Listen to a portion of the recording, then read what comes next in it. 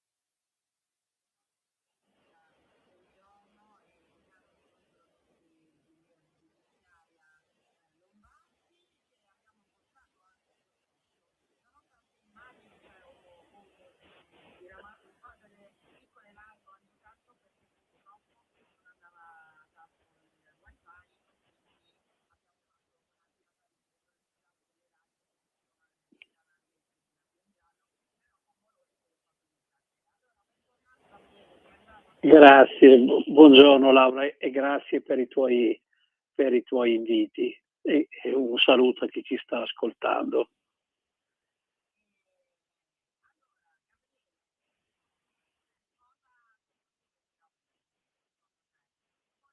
Mm, Sì, sì, l'ho vista. Beh, Laura, cosa possiamo dire? Era piuttosto pacifico che venisse chiesto a Andrea Sempio se aveste visto questi video e Sempio ha detto di no. Io non devo certamente ricordare a te, Laura, ma lo dico agli amici, le amiche e gli amici che ci stanno ascoltando, quando venne sentito, credo il 18 ottobre del 2007, e disse che si aveva visto Chiara che scaricava un video, usò la parola intuito che si trattasse di un video intimo. Poi in un incontro dopo la morte della sorella, un incontro civico di Piero Vignola, ne parlò con Alberto che confermò che si trattava di un video che riprendeva i momenti della loro intimità, e Marco chiese anzi di averlo, poi non riuscì ad averlo. Sappiamo anche che quella famosa cartella Albert Zip nel computer di Chiara è stata prima protetta con una password e poi, correggimi se sbaglio, secretata. E qui sarebbe interessante sapere il consulente della Procura, Paolo Del Greco, che cosa ha scritto, se ci sono stati accessi. Certamente, ecco, questo fatto che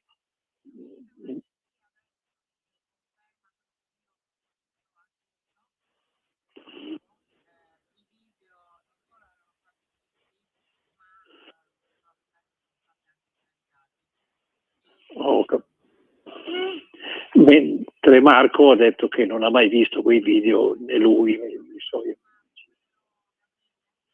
Beh, c'è da una parte la sua testimonianza, dall'altra la risultanza di una consulenza, e sono due posizioni obiettivamente difficili da conciliare. Ma ecco, un'altra cosa che credo che sia stata chiesta a Marco e che personalmente mi interessa come mio interesse, è che quando venne sentito il 13 maggio del 2025, lui disse che con gli amici frequentava gli ambienti di Casa Poggi che frequentavano, era il soggiorno dove c'era insomma, il televisore e la camera di Chiara dove c'era questo computer di uso diciamo un po' così comune. Fu una specie di assist, probabilmente anche involontario, comunque un assist a Sempio che sosteneva che gli era capitato di scendere piuttosto rapidamente le scale, Sempio comunque la sua difesa, palleggiandosi fra una parete e l'altra perché la scala era piuttosto ripida, aveva due curve e qui non devo certamente ricordare a te Laura cos'è l'impronta 33 all'altezza circa del secondo gradino, alta 1,50 m dalla scala, impronta che la procura attribuisce per 15 minuti a Sempio e che ritiene sia stata lasciata dall'assassino. Ovviamente difesa e parte offesa sono di altro avviso. Faccio solo un'ultima osservazione, che è un'impronta dove non è stata riscontrata emoglobina quando i RIS l'hanno esaminata prima con il comune test, poi con il più specifico test dell'OMDI. Ho parlato troppo e mi scuso.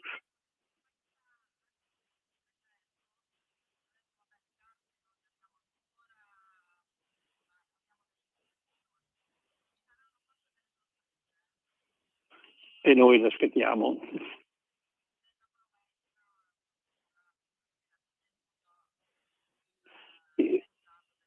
Ricordiamo anche che una consulenza della difesa Stasi invece attribuisce quell'impronta a sudore misto a sangue, questo dobbiamo dirlo per completezza.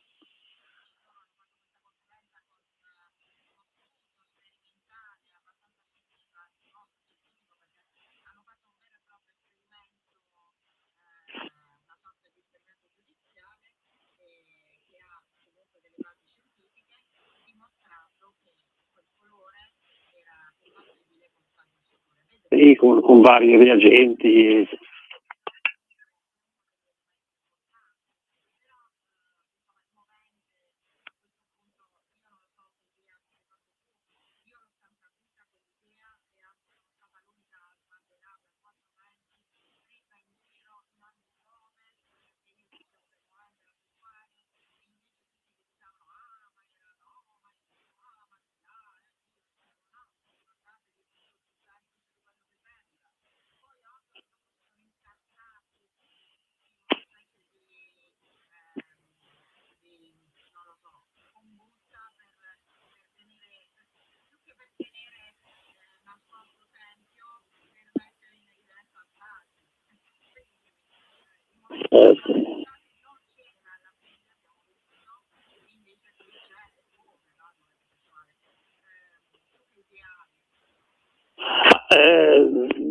Dobbiamo fare alcuni distinguo. Personalmente questa uscita di queste 3.000 chat che scritte da Sempio in un arco di anni fra il 2009 e il 2016, che per lui dovrebbero essere stati anni piuttosto tranquilli, perché era già stato ascoltato, aveva consegnato il famoso scontrino di Piazza Sant'Ambrogio a Vigiro, e ci sono, lo dico per chi ci ascolta, dichiarazioni in queste chat, alcune singolari, altre così assolutamente deprecabili e alcune per nulla condivisibili. Ora mi chiedo, a un certo punto si parla di questa passione amorosa concepita, portata avanti fra il 2008 e il 2010,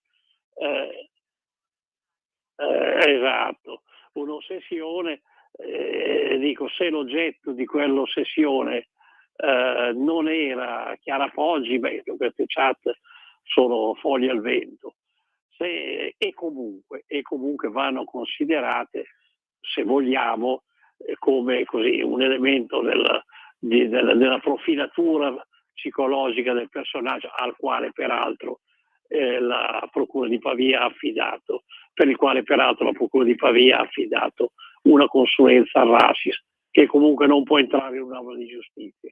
Io credo però che non siano ancora tutto svelato, e la convinzione, ma lo dico io come mia opinione, la convinzione sul movente sessuale sulla quale la Procura di Pavia procede in maniera assolutamente sicura e decisa sia legata a qualcos'altro.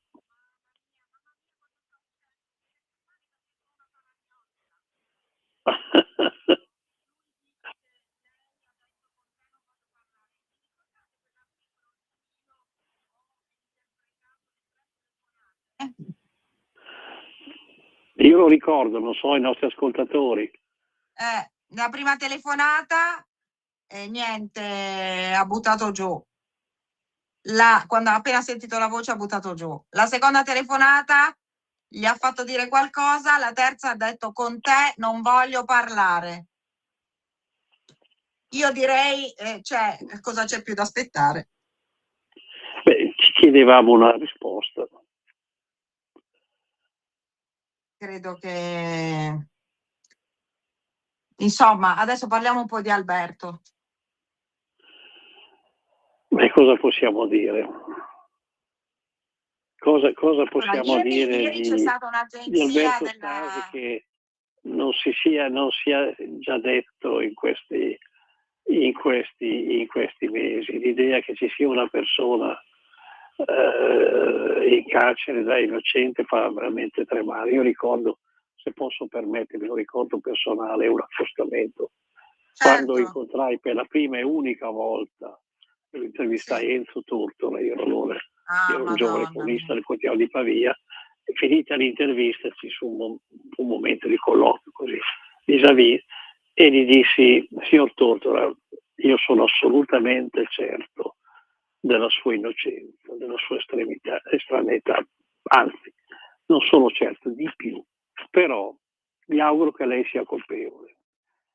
Da persona estremamente intelligente, Tortora capì il paradosso e mi rivolse un sorriso molto triste che mi è rimasto nei miei ricordi, e scuotendo leggermente la testa mi disse: lei ha ragione. Sì. E credo che avesse compreso e detto tutto. Veramente, veramente. Cosa ci possiamo aspettare adesso? Vabbè, a parte sta uscendo tutto, quindi ci aspettiamo la chiusura, no? Ci aspettiamo la chiusura, 415 bis, i 20 giorni che avrà a disposizione la difesa di Sempio per le azioni che riterrà. Ci aspettiamo la scontatissima richiesta di rinvio a giudizio. Ma ecco, solo per lui. Preliminare. Allora, l'omicidio solo lui, è sicuro. Ma tu credi che ci sarà la possibilità di qualche stralcio? Ma Laura, non lo so. L'omicidio attribuito a lui, direi in maniera molto, molto univoca, molto chiara da parte della procura. Così da Chito direi personalmente non lo credo, ma questa storia, la storia giudiziaria, quest'ultima storia giudiziaria della vicenda di Garlasco ci ha abituato a tante sorprese, alcune ce le hai dette tu in diretta, per cui arrivato alla mia età anagrafica e professionale ho imparato a non stupirmi più di nulla. Ah, beh, questo sicuramente. Ecco, dal punto di vista giudiziario, veniamo al nostro lavoro, poiché diciamo al core business del nostro lavoro, business mica tanto, nel senso core del nostro lavoro, che alla fine sono i processi. Almeno questa è la parte del mio lavoro che mi piace di più, lo devo ammettere, Gabriele lo sa, io proprio mi piace tantissimo. Io anche se non serve sto in aula tutte le ore in cui devo stare, prendo appunti, mi piace proprio seguire un processo, perché io credo che sia il momento più alto della nostra democrazia alla fine, perché ci credo tanto. Cosa ci possiamo aspettare da questo processo? Ma guarda, io condivido lo stato d'animo con cui tu vivi i processi, perché anche il mio, perché è un momento comunque alto, è il momento del confronto, il momento della dialettica, è il momento anche dello scontro. Però io vedo il processo, forse lo vedo romanticamente, ma l'ho sempre visto come il momento in cui non si stabilisce la verità, ma la si ricerca. E credo che anche se ci sarà questo processo ad Andrea Sempio, sarà un processo alla ricerca di una verità difficile, ma di una verità che comunque va consegnata a tutti, a cominciare dalla vittima, cioè la memoria di Chiara Poggi. Ci fermiamo per un minuto, tu ci sei dopo o devi andare? Beh, se il Signore mi conserva, fra un minuto sarò ancora con voi. Ok, facciamo un minuto di pubblicità e torniamo. Per la tua pubblicità visita il sito radiolibertà.net. Stai ascoltando Radio Libertà, la tua voce libera, senza filtri né censure, la tua radio.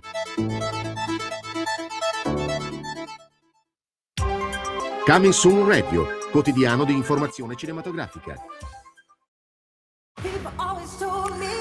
Il re è tornato. Senti ogni nota. Credo che la musica possa cambiare il mondo. Vivi l'evento cinematografico dell'anno.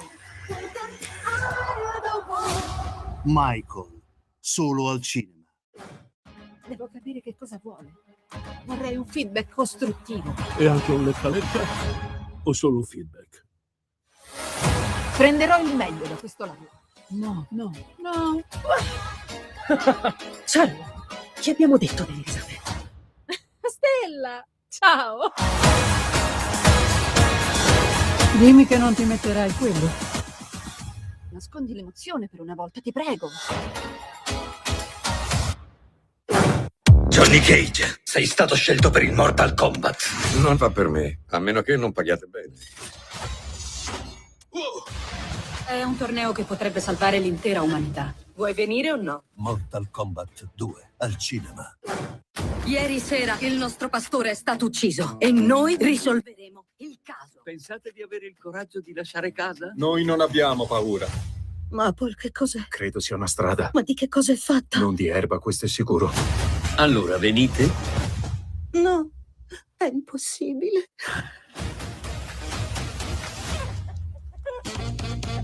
Per George? Per George. Pecore sotto copertura, dal 7 maggio al cinema. Stai ascoltando Radio Libertà. la tua voce libera, senza filtri né censura. La tua radio.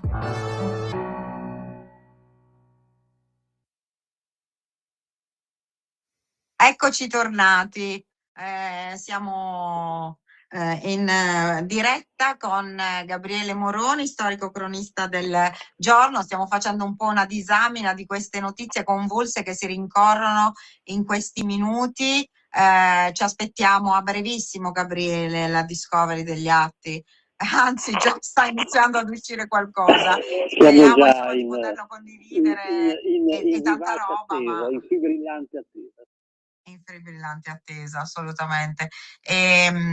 Io non so se essere felice, perché ovviamente non si può mai essere felici in queste situazioni, soprattutto perché stiamo parlando di una ragazza uccisa barbaramente, che non avrebbe dovuto morire a 26 anni, bella, piena di vita e di speranze per il futuro, e mi piange il cuore anche perché io ho una figlia che si sta laureando, che va verso il futuro, e se penso a me a quell'età penso che fosse stato il momento più bello della mia vita, non solo per l'amore, anch'io avevo un fidanzato, ma ero un po' come Chiara e Alberto, ci volevamo tanto bene ma pensavamo entrambi molto a chi alla tesi, io allora alla tesi, al nostro futuro anche, no?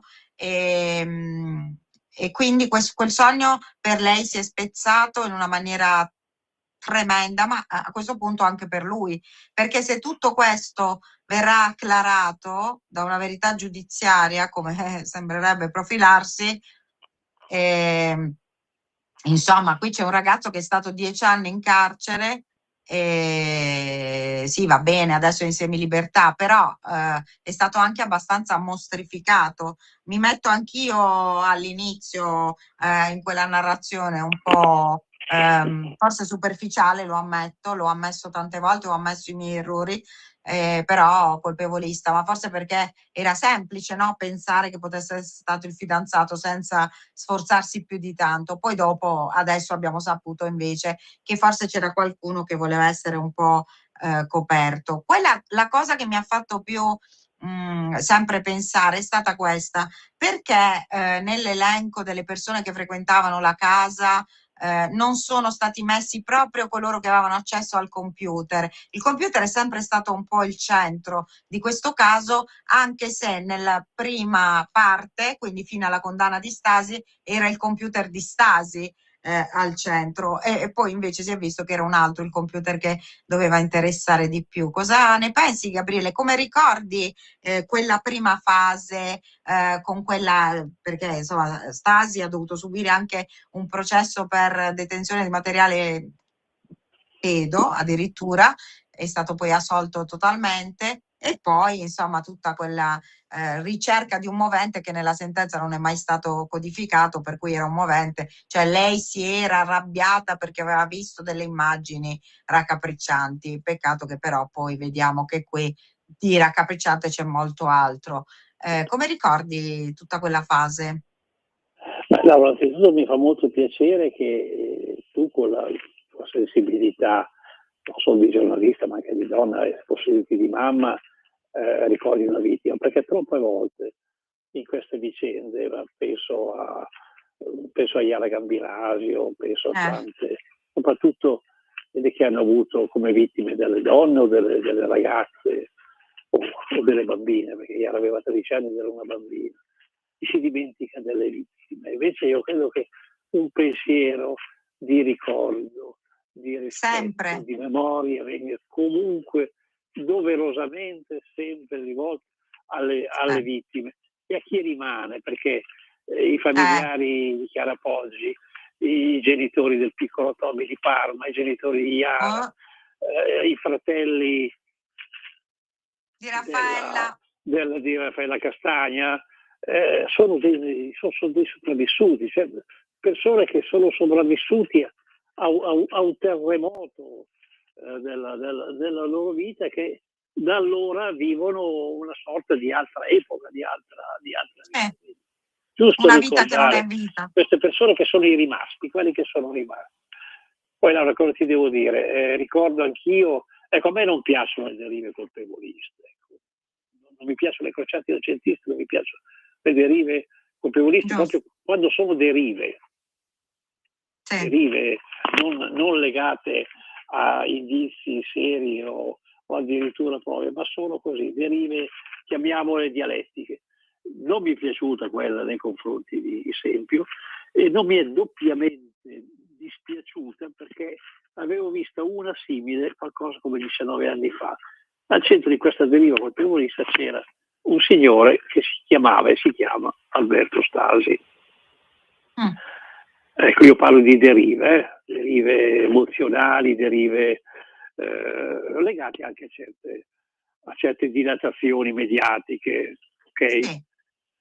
Che sono una cosa molto diversa da quello che invece è il corredo probatorio di cui si deve nutrire un'indagine. Non so se sono stato chiaro in questo mio discorso, che non è né innocentista né colpevolista, è un discorso di mia sensibilità personale nel non gradire, ecco, i partiti presi in un senso o nell'altro, in un campo o nell'altro, soprattutto da parte dei giornalisti, perché io credo tu e io, Laura, siamo cronisti un po' d'antan, mi consenti, abituati a stare ai fatti, alle prove, agli atti giudiziari, alle testimonianze, quando sono testimonianze serie, e non sempre sono state serie le testimonianze che si sono allineate nell'arco di questo anno di mezzo delle nuove indagini sull'omicidio di Garlasco. Ci sono state anche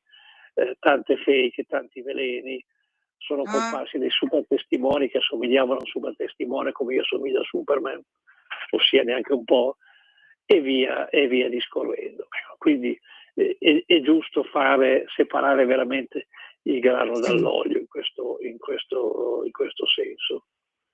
Sì, no, ma io parlavo proprio allora, il computer è stato comunque al centro dell'indagine di questa, ma anche dell'altra, perché ricordiamo poi che ci sono, c'è i file, tutta la storia della cancellazione del 79, dell'80% del computer di Alberto, e quindi dell'alibi che viene poi ripescato grazie ad una perizia nel 2009, della appunto mostrificazione del ragazzo dedito solo alla pornografia eccessiva e raccapricciante, che poi non ha avuto riscontro, e poi quest'altro computer che viene sequestrato alla chetichella, non si sa bene da chi, perché non viene fatto un verbale, non viene richiesto dall'autorità giudiziaria il 14 agosto da Cassese, San Giuliano, poi in processo dice Serra che l'ha preso lui, non si è capito chi l'ha preso,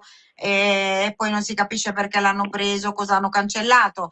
Quindi quello che ti chiedo è: tu avevi avuto la sensazione allora, quindi nella prima indagine, che il computer fosse importante, laddove ricordo che è stato proprio la perizia sul computer che ha restituito a Stasi l'alibi, perché e poi hanno spostato l'orario della morte in base a quello, vabbè, ma questa è un'altra storia che vedremo anche in questa nuova inchiesta. Però io dico, la prima volta tu avevi avuto la sensazione che il computer poteva essere al centro?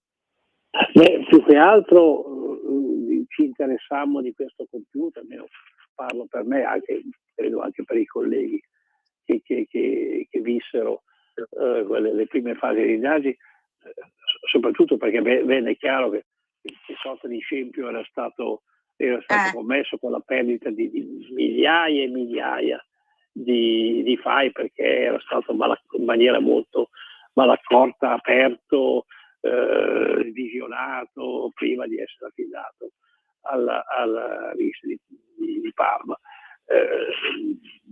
Si parlò quasi niente invece del video di Chiara, perché ci si concentrò su Stasi, che ricordiamolo, dopo una settimana, cioè il 20 agosto del 2007, era già indagato per omicidio volontario aggravato dalla crudeltà, aggravante che l'ha accompagnato in tutta la sua storia giudiziaria e che è caduta nella sentenza dell'appello bis, che ha inflitto una reclusione di 16 anni ad Alberto Stasi.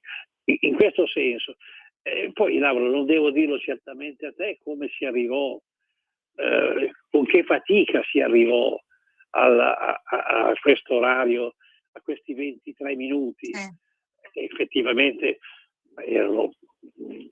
apparvero subito piuttosto impensabili, 23 minuti per un'azione omicidiaria, per il ritorno a casa dell'assassino allora indicato, per ripulirsi, abbandonare l'oggetto contundente che era stato.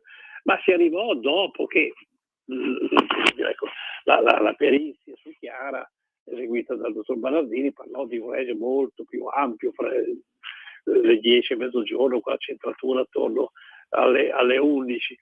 In realtà si arrivò proprio in sede di appello bis, a definire questo orario dei 23 minuti fra ragazzi, sta venendo giù l'uragano qui.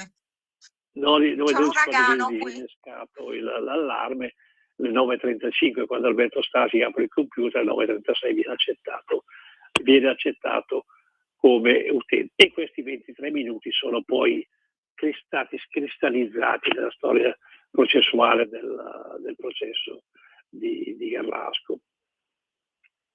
Sì.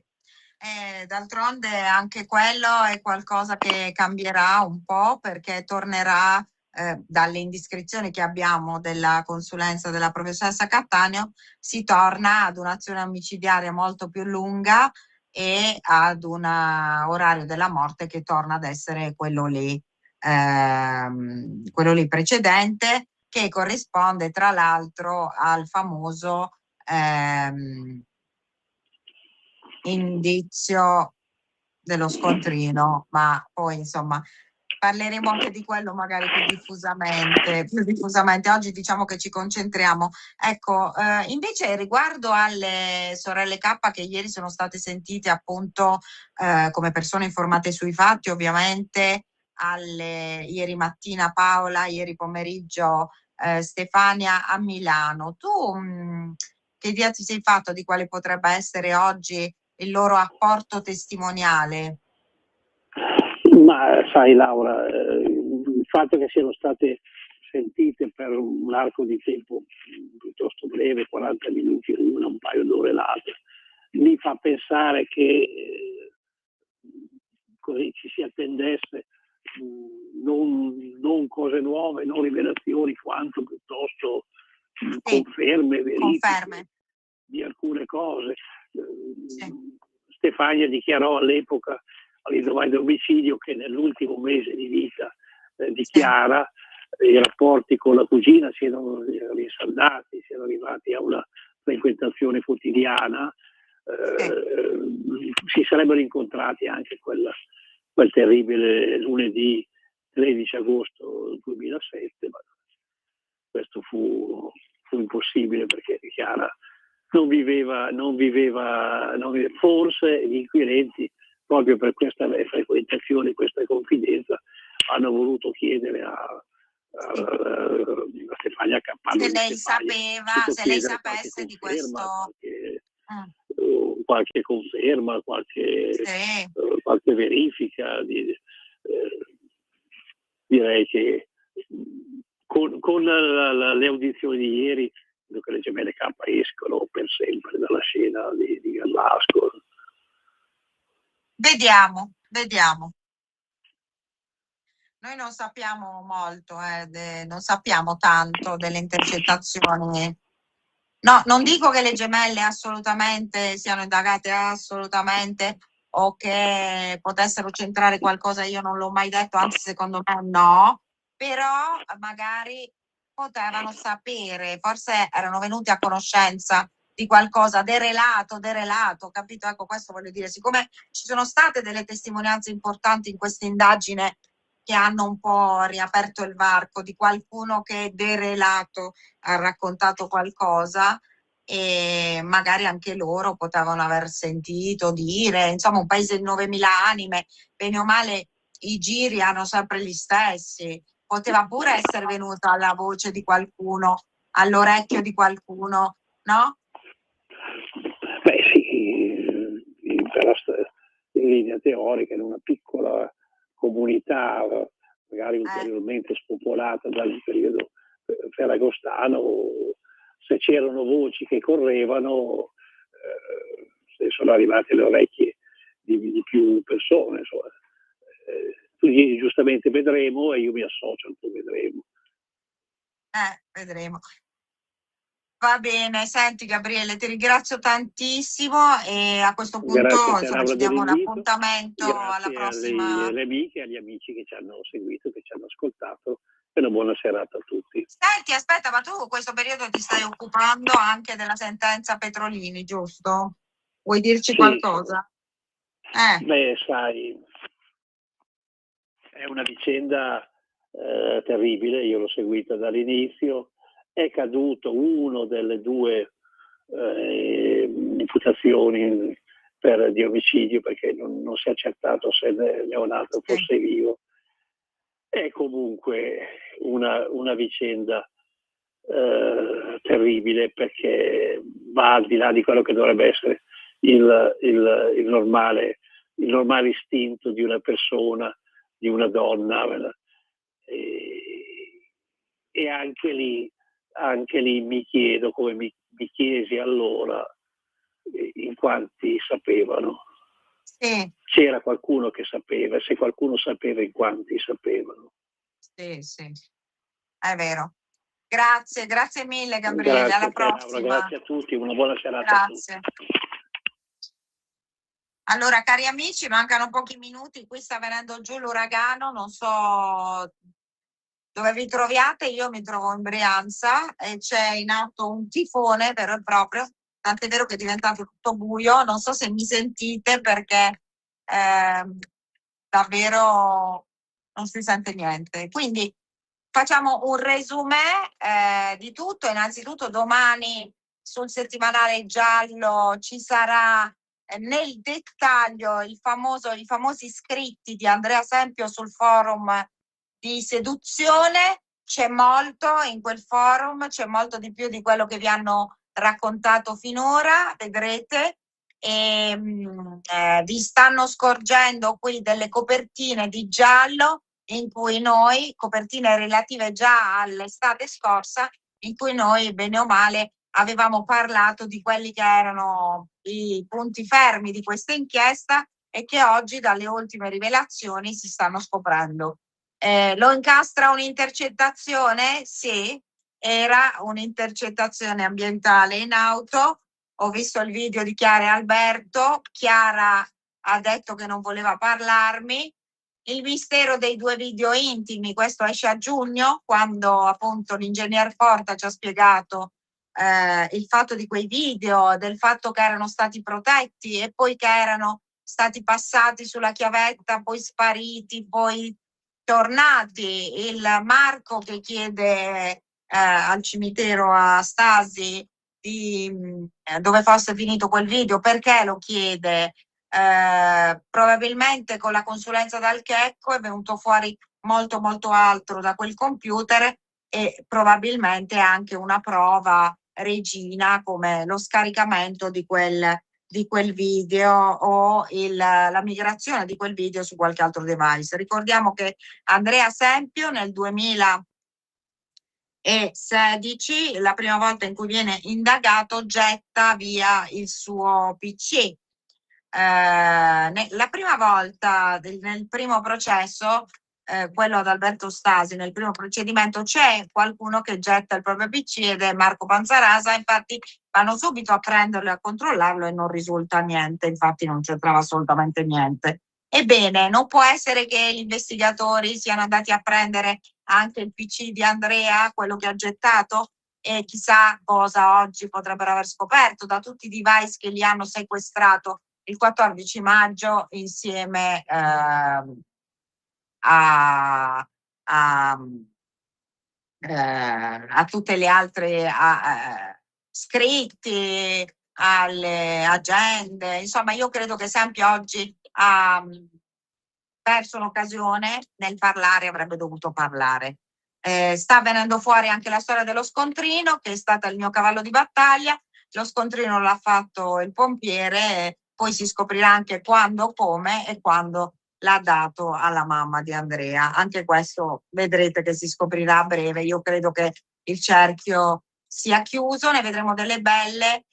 State sempre connessi con me, con noi.